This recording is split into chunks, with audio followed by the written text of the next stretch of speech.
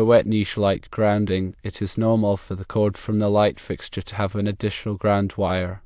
This ground is connected to the metal housing of the light fixture and provides an additional path for fault current to flow to ground.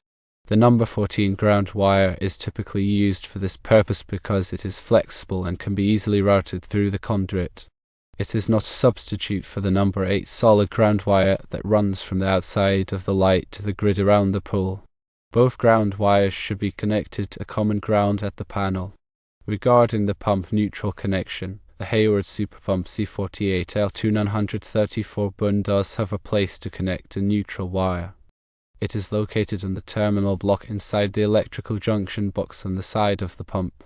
This terminal is marked with the letter N. The neutral wire from the power source should be connected to this terminal.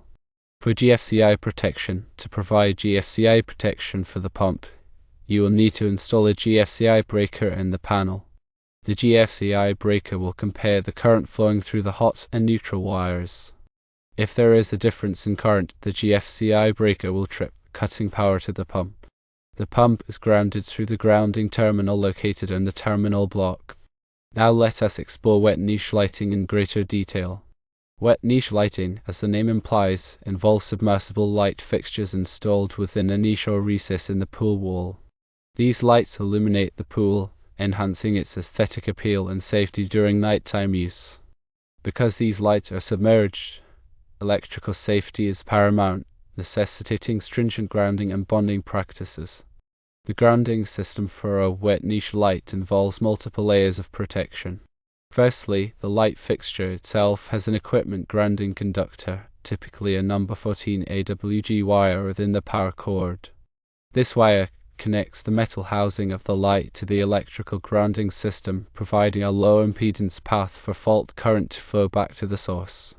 Secondly, an additional number 8 AWG solid copper bonding conductor is run from the external bonding lug on the light niche to the pool's bonding grid.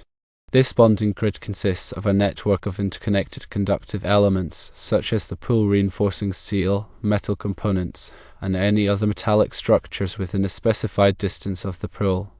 The purpose of the bonding grid is to equalize the electrical potential throughout the pool area, minimizing the risk of shock hazards.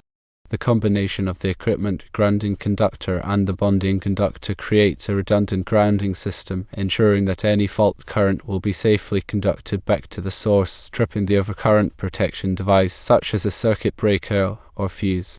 In addition to grounding, bonding is also crucial for pool safety. Bonding involves connecting all metallic parts of the pool and its surrounding structures to create an equipotential plane. This equipotential plane minimizes voltage differences between different conductive surfaces, reducing the risk of electric shock.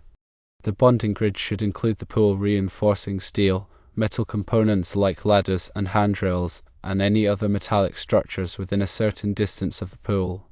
The bonding conductors must be sized appropriately to handle potential fault currents. Typically, a number 8 AWG solid copper conductor is used for bonding purposes. Furthermore, the bonding connections must be mechanically strong and corrosion resistant to ensure long-term reliability. Now turning to pool pump wiring. Pool pumps are essential for circulating water, filtering debris, and distributing chemicals throughout the pool. These pumps are typically powered by single-phase or three-phase electric motors. Proper wiring and grounding of pool pumps are critical for both safety and performance. Single-phase pool pumps, such as the Hayward Superpump C48L2934 bun, typically require 3 conductors: line 1, line 2, and ground. In a 120 volts configuration, line 1 would be the hot wire, line 2 would be the neutral wire, and the ground wire provides the equipment grounding.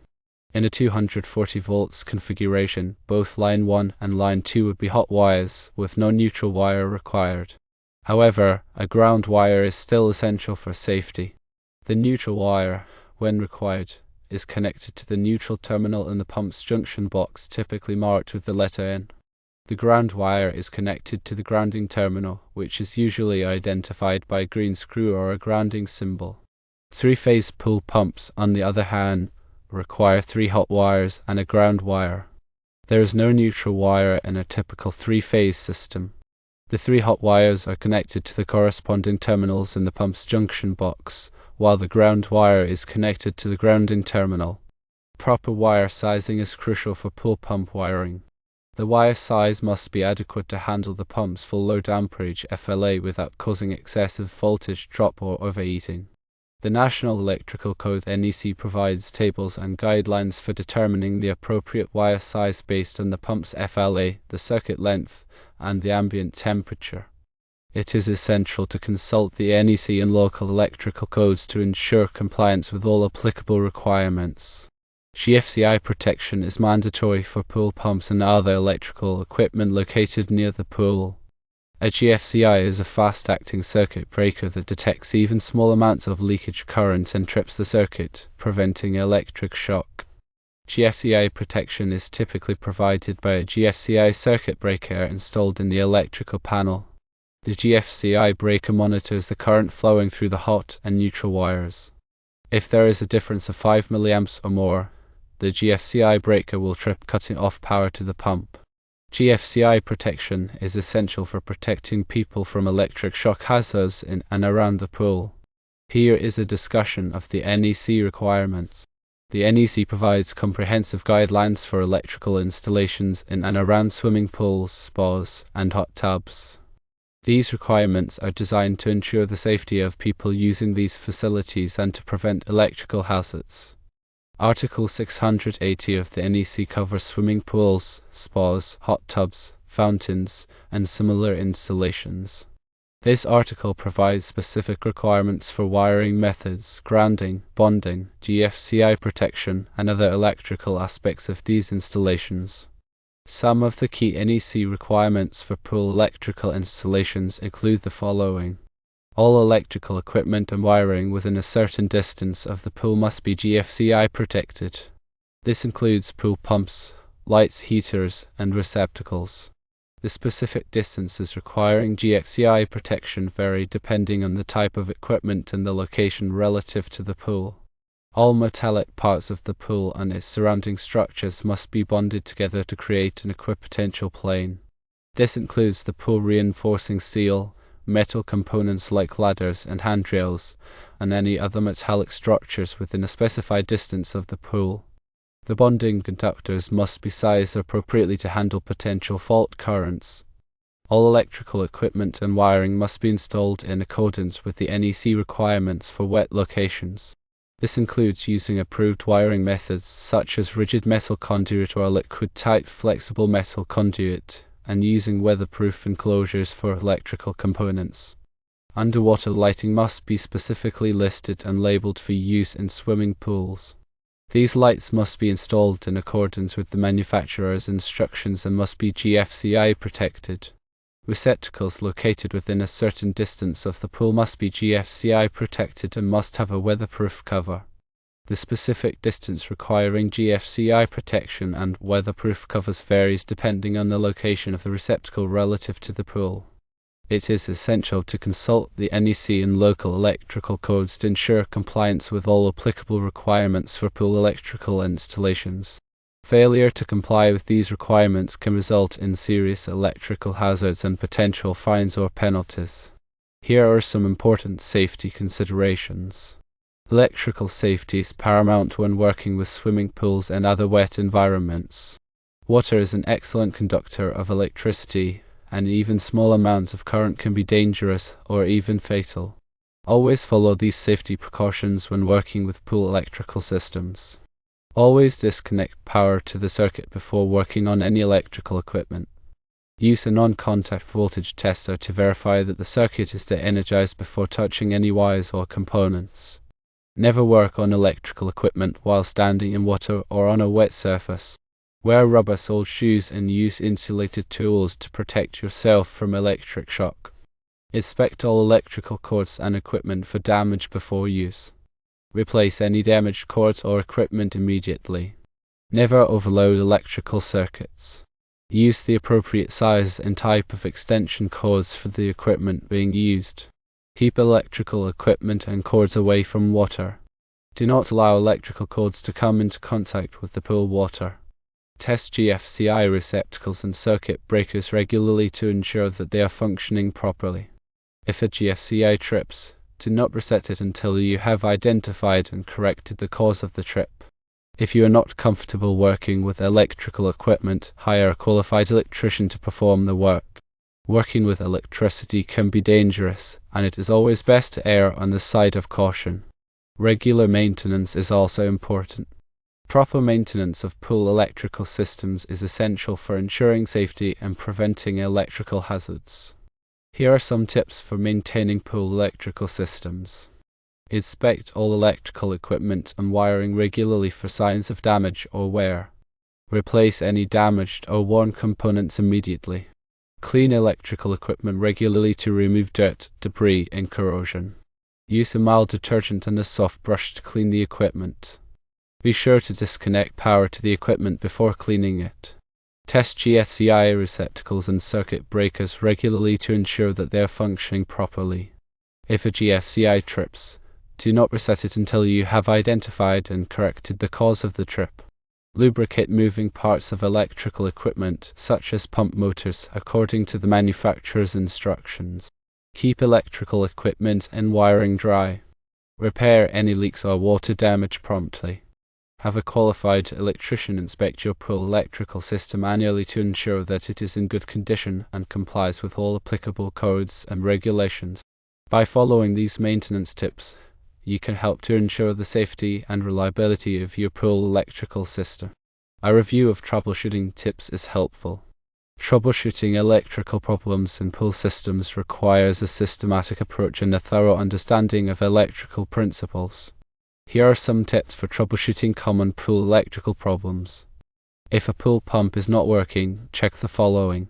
Make sure that the power switch is turned on. Check the circuit breaker or fuse to see if it has tripped or blown. Check the pump motor for overheating. If the motor is hot to the touch, allow it to cool down before attempting to restart it. Check the pump impeller for obstructions. Remove any debris that may be blocking the impeller. If a pool light is not working, check the following. Make sure that the power switch is turned on.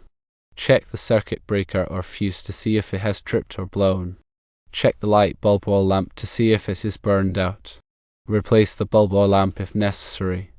Check the light fixture for corrosion or water damage. Repair or replace the fixture if necessary. If a GFCI receptacle or circuit breaker trips, check the following. Unplug all appliances and equipment connected to the circuit. Reset the GFCI receptacle or circuit breaker.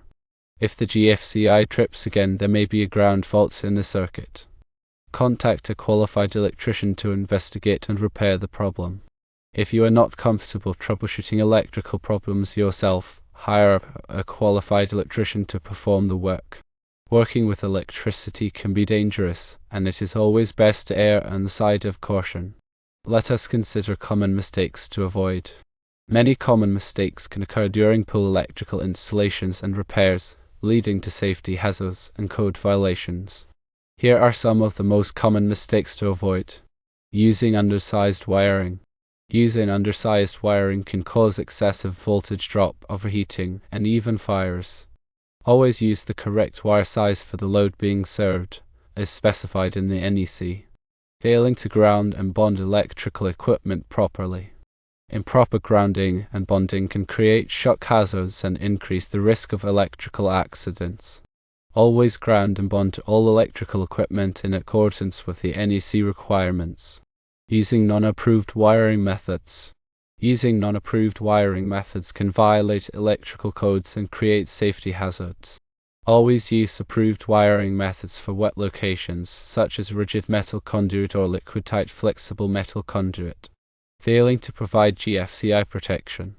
GFCI protection is essential for protecting people from electric shock hazards in and around the pool.